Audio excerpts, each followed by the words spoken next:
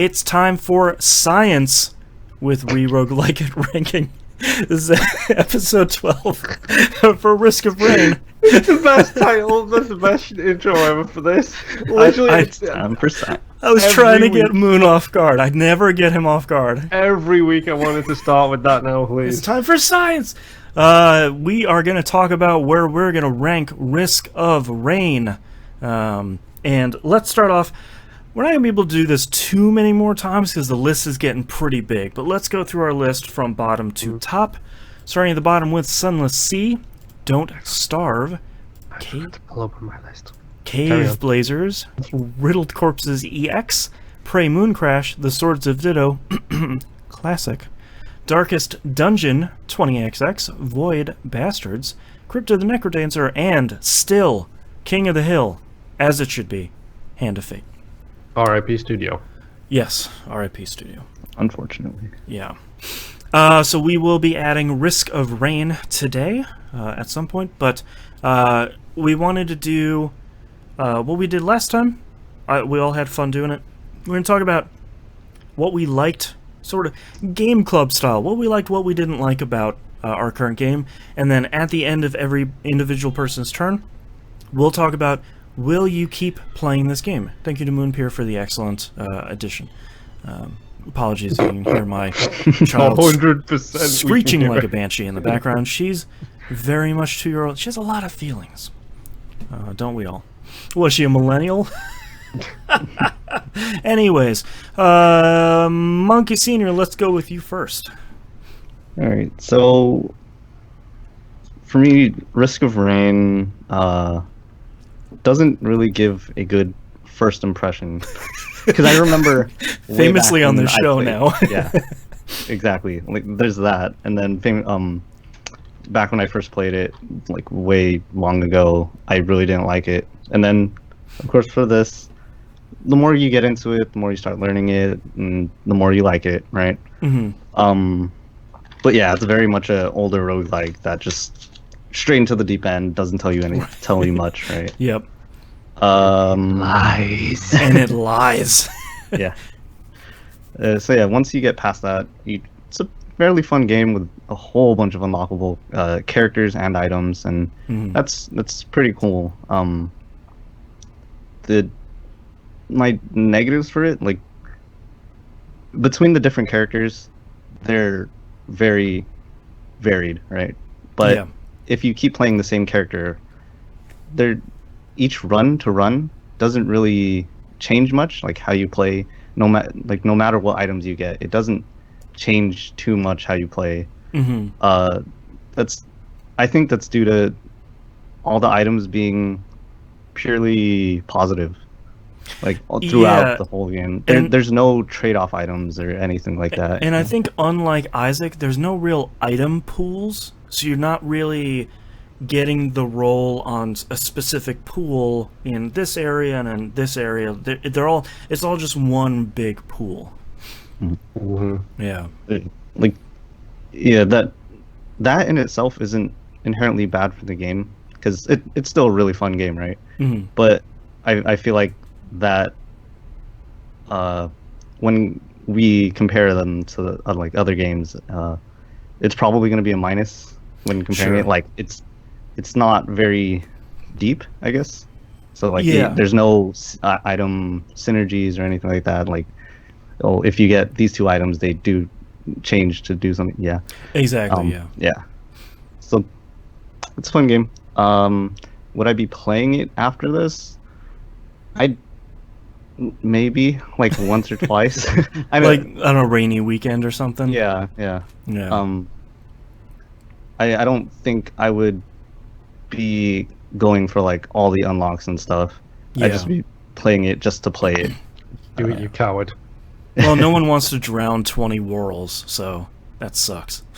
But what? Yeah. You know those little underwater snail-looking things in the underwater level? You have to drown 20 of those. You have to kick them off the level. That's okay. Terrible. Yeah. Sure. Moonpier, you're up next. I mean, yeah. Storied history of Risk of Rain. Mm-hmm. Number one, it lies. Yep. Number two, it still lies. Mm-hmm. And number three, even when you catch it in its lies, it still lies. Yeah. Because I realized after we talked about the whole unlockable screen way back when on like episode 2, where it's like, oh, it's a little yellow arrow. I realized why I never figured out that you can move that across and see the characters is because when you're using the controller interface, you can't actually click any of those buttons. You can't actually click back. You can't. Fun. Literally, your options are open a menu, hit start, go back to main menu. That's it. Oh, But you can't okay. click anything within it within the controller. So Yeah. that was why I never actually figured out all those unlock screens. Gotcha. Then obviously there's the lying about the difficulty. Right. Right. Drizzle still unlocks stuff. Yes, it does. I don't know. I'm torn Mm. because there's a lot to enjoy in this game. Like, when you get a good run going, you get a good run going. Mm-hmm. It does feel like a very limited item pool, but obviously I haven't unlocked everything. But even then, it's like, okay, so I've got these 5 items that create 7 different circles around me that all basically mean that when enemies get close to me, they get hurt, Right. is what it works out as. I mean, there's a couple that are, like, obviously make big differences, like the missile launchers and stuff like that. Mm-hmm.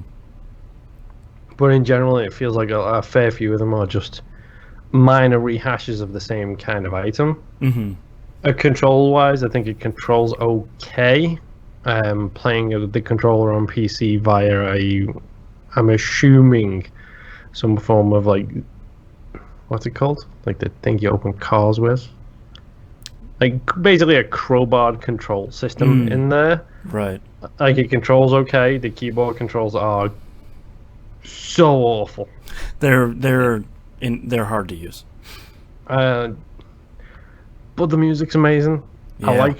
I like the art style, like despite the fact that it's very now in 2019. Guess what? Retro 8-bit style. Never seen that before. It's But like back that then- thing we've seen a couple of times where it's like a tiny person in a giant world.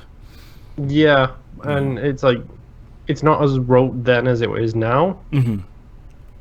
But no, it's still pretty solid art style. I mean, it's got me interested in Risk of Rain 2. Right. But still, it's like I don't know how I feel. Mm. I just don't. Like maybe I'll come back to it. Maybe I'll play some more of it. I don't know But then you have Risk of anymore. Rain 2, so you think like years of development experience would birth a more mature game. Yeah, but I've also got that and then bajillion other roguelikes, and how many games are on our list right now? You know? Yeah, now that I picked one, I think it's like 118. So Is it just me, or does that list grow every week? It feels like. pretty much. Thank you to our wonderful community for saying, "Hey, do you guys have this on the list?" And I say, "Ugh, no. It's on the list, okay." So, I'd never even heard of that game before. Yep. Oops. like Dungreed, our next game. Yes. Yeah. I mean, I might come back to it. I might. It might be a case of I don't know what to do. I don't know what to play. Do I want to play the shopping cart game where the goat and the man yell at each other, or Do a half-hour run of Risk of Rain. yeah, Yeah. that's a reference for this upcoming week's TVGP show for everybody who There you listens. go. Yeah. Do I want to do that? But you know, it's August 2019 when we're recording this, and oh no, the world of video games has started, and we've just got 3 this Yep. week. The that I'm video going game to play. machine started back up. Madden season has started. Yeah. Like it's Exactly. I don't know. I might go back to it. I might not. This might be a much further down the line thing. Right. It's not a bad game. It's not my favorite game, Mm-hmm. but there is something intangible about it that's just like it kind of elevates it a little bit to a level I wouldn't have expected. Yeah. Like I spent 2 weeks basically wanting to burn my PC alive for this thing, right.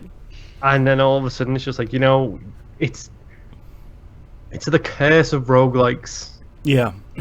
where all of a sudden you get that one run, and then that one run changes everything. Yeah. You unlock 10 items, and you get 3 new characters, and you're like, oh, okay, yeah, all right, I'm starting to get this now. Yeah. All right. And then you do 20 more really shoddy runs, and then you Yep. get that one run, that Chasing one the more dragon. time. it's good. Yeah. I don't know how good it is, but it's good. We'll go with it's good for now. What about you, Boston? This is one of my favorite roguelikes of all time.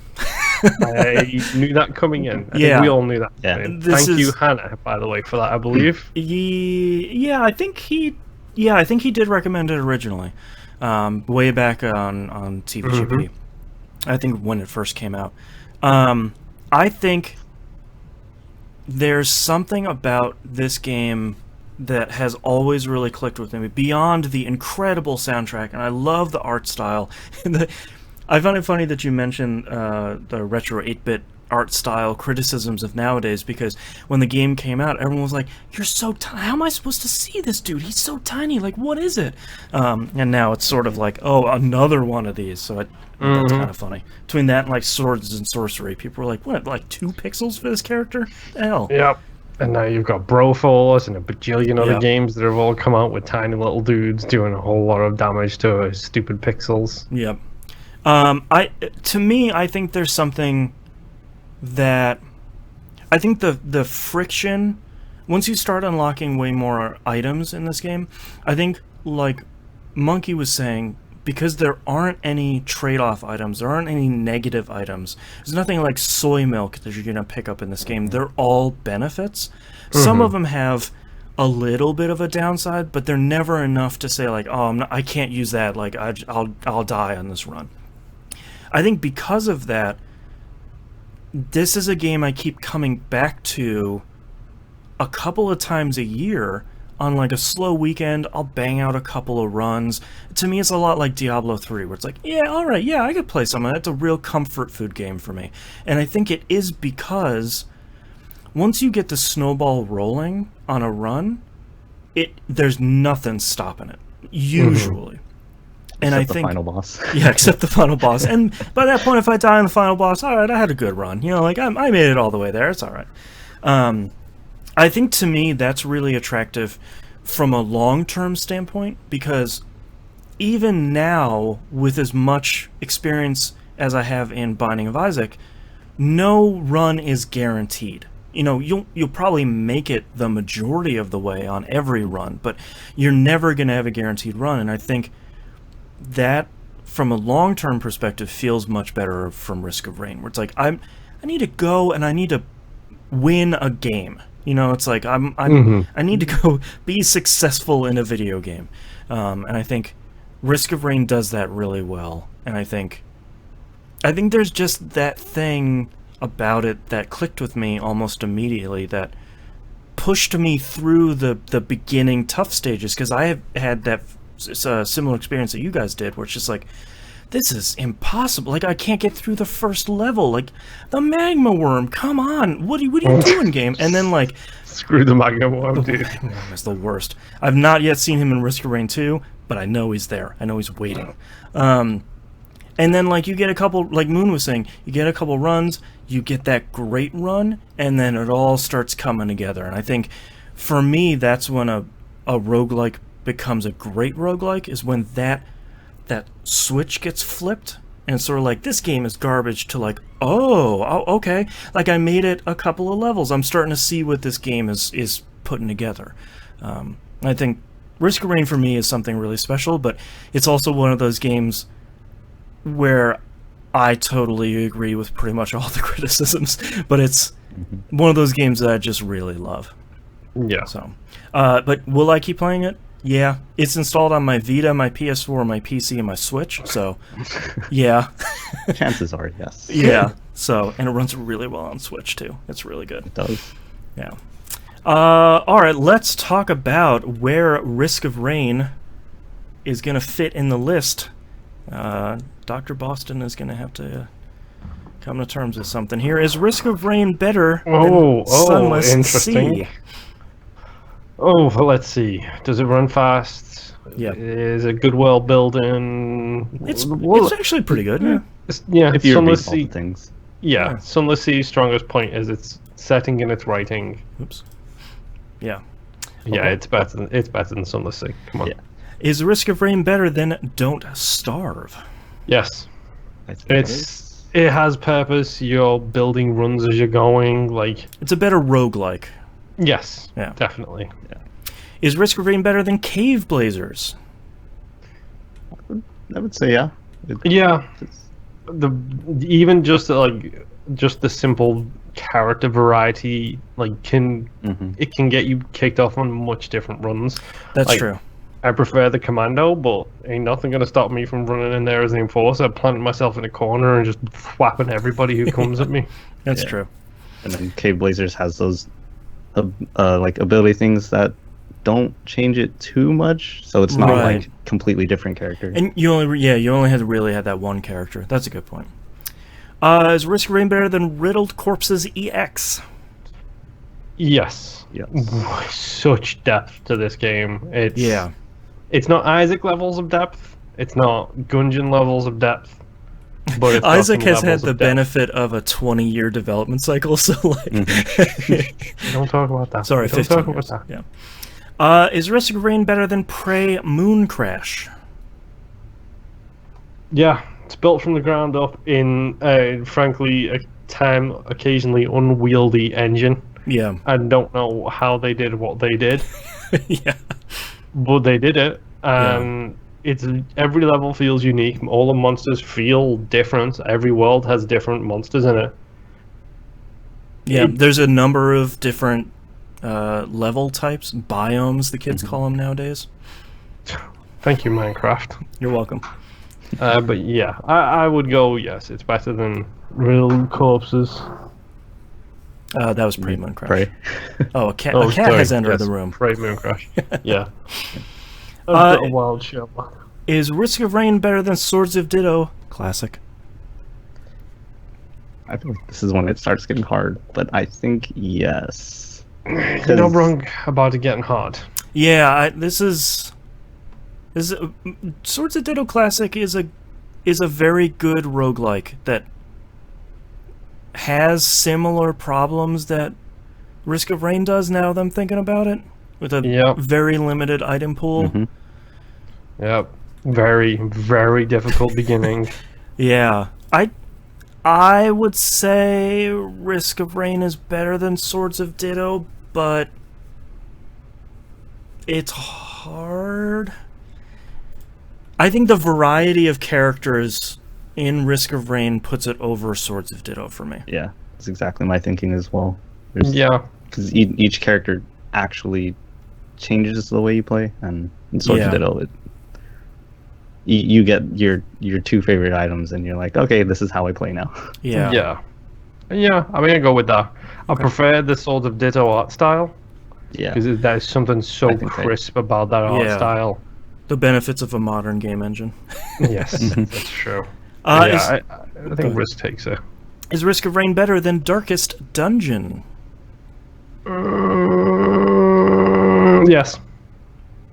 I would agree, because I think Risk of Rain is a better roguelike than Darkest Yeah, Dungeon. it's the darkest dungeon question is what Yeah. we're going to refer to it from now on. The DD rule. Yes, I do think Risk is a better roguelike than it. I would also probably say that Risk is a better game for me. Sure. I know Mr. Game of the Generation over here disagrees with me. I like Well- Darkest Dungeon a lot. Yeah, we know, dude. But it's not a great roguelike. It's a great Mhm. strategy game that has yes. a roguelike element-ish. Mm-hmm. Alright, here's where the rubber meets the road. Is Risk of Rain better than 20XX? I don't think it is.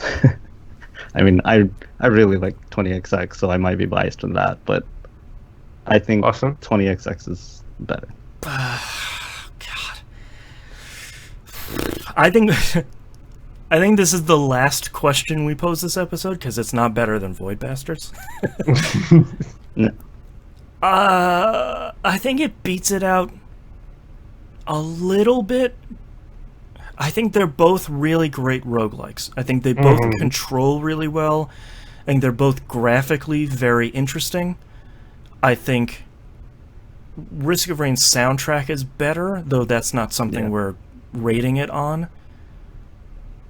I think, for me, the depth, the amount of characters and the amount of unlockables and items in Risk of Rain, and the variety of those pushes me over 20XX, but like by a hair, because they're both really good.